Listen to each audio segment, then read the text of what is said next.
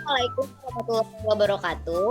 Kami dari kelompok 5 akan menjelaskan tentang dividen dan bentuk usaha tetap atau BUT pada Afrika Selatan. Sebelumnya, perkenalkan nama saya Reni Diana. Saya Nasya Konita Sabita. Saya Putri Permatasari Fasihah. Saya Almalita Priani. Saya Nania Karenina Maharani. Hai semuanya, hari ini kita akan membahas dua topik penting dalam pajak internasional, yaitu pajak atas dividen lintas negara dan pajak untuk bentuk usaha tetap atau BUT. Kita mulai dari yang pertama dulu ya. Nashwa, bisa bantu buka diskusinya? Oke, jadi kalau suatu perusahaan Indonesia membayar dividen ke perusahaan luar negeri, itu termasuk penghasilan dari sumber Indonesia. Maka akan dikenai PPh pasal 26. Tapi kalau Indonesia mempunyai tax treaty dengan negara penerima, tarif pajaknya bisa lebih rendah dari tarif normal yaitu 20%. Betul banget. Makanya penting memahami tax treaty supaya bisa tahu berapa pajak yang seharusnya dipotong. Putri, negara Afrika Selatan itu kan punya perjanjian P3B dengan Indonesia ya? Betul, Indonesia dan Afrika Selatan punya tax treaty dan untuk dividen diatur dalam pasal 10. Intinya, kalau penerima dividen adalah beneficial owner dan punya lebih dari 10% saham, tarif maksimalnya 10%. Kalau kurang dari itu, tarif maksimalnya 15%. Biar makin jelas, Lita bisa bantu kasih contoh soal perhitungannya.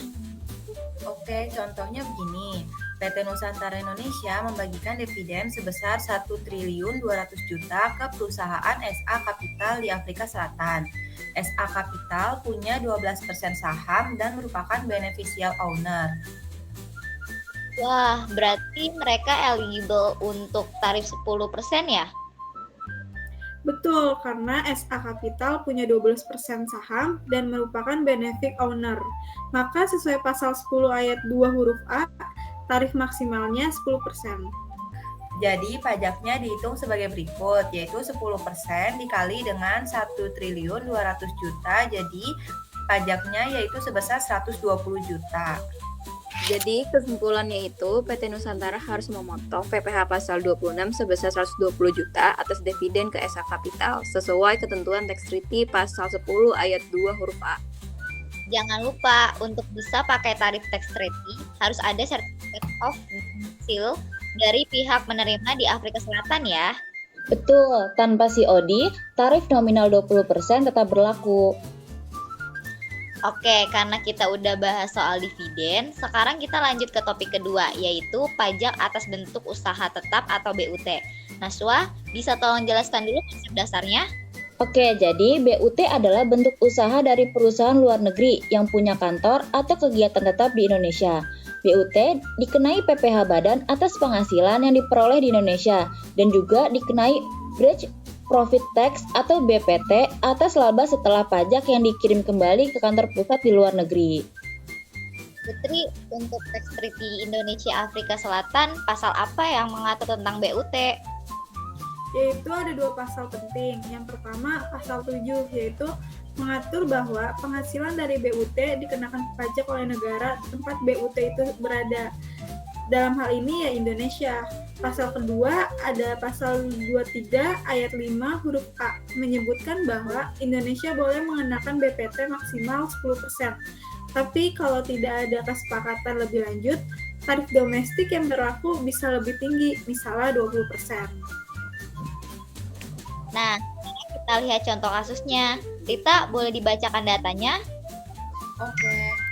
Baik, di sini ada contoh soalnya, yaitu perusahaan PT Indo Afrika Energi dari Indonesia memiliki bentuk usaha tetap di Afrika Selatan. Berikut data keuangannya, memiliki penghasilan komersial sebesar 850 juta, koreksi fiskal positif sebesar 500 juta, koreksi fiskal negatif sebesar 200 juta, force of attraction sebesar 100 juta, effectively connected income sebesar 80 juta, biaya administrasi sebesar 95 juta, dan biaya bunga pinjaman sebesar 80 juta. Oke, coba hitung bersama. Silakan Lita. Baik, di sini cara menghitungnya yaitu Penghasilan neto fiskal, penghasilan neto komersial sebesar 850 juta ditambah dengan koreksi fiskal sebesar 500 juta, lalu dikurang dengan koreksi negatif sebesar 200 juta, dan ditambah dengan force of attraction 100 juta, effectively connected income 80 juta, lalu dikurangi dengan biaya administrasi sebesar 95 juta, dan biaya bunga hanya didiamkan, jadi tidak dikurang dan tidak ditambah. Jadi penghasilan neto fiskalnya jumlahnya yaitu sebesar 1.235 juta, dan PPh badannya yaitu dikali dengan 22%, jadi PPh badannya sebesar 271.700 juta. Jadi totalnya yaitu sebesar 963.300 juta. Lalu berikutnya menghitung branch profit tax atau keuntungan pajak cabang, yaitu 20% dikali dengan 963.300 juta, yaitu didapat dari totalnya. Jadi hasilnya yaitu keuntungan pajak cabang sebesar 192.660. Lalu setelah itu menghitung PPh oleh BUT, yang dimana PPh badan ditambah dengan keuntungan pajak cabang yaitu 271.700 juta ditambah dengan 192.660 juta. Jadi PPh oleh BUT yaitu sebesar 464.360 juta. Dan semua ini sesuai dengan pasal 7 dan pasal 23 ayat 5 dari Tax Treaty Indonesia Afrika Selatan. Keren banget, kita udah bahas 2 contoh penting. Satu soal dividen dan satu lagi soal BUT. Dua-duanya sering muncul di kasus pajak internasional. Iya, penjelasannya sih lengkap. Tapi jadi kebayang juga gimana nantinya di dunia kerja nanti. Setuju banget, apalagi tax treaty itu kelihatannya rumit. Tapi kalau dipahami pelan-pelan, ternyata masuk akal juga. Dan perhitungan seperti ini penting banget biar nggak salah saat menghitung kewajiban pajak lintas negara. Iya, apalagi buat yang nanti kerja di konsultan atau perusahaan multinasional. Ini ilmu yang pasti bakal kepake loh. Oke deh, makasih semuanya. Diskusinya seru dan bermanfaat banget hari ini. Semoga makin paham dan siap menghadapi materi pajak internasional ke depannya ya. Setuju. Makasih. Dan penjelasan dari kami tentang dividen dan bentuk usaha tetap BUT. Kurang lebihnya mohon maaf. Wassalamualaikum warahmatullahi wabarakatuh.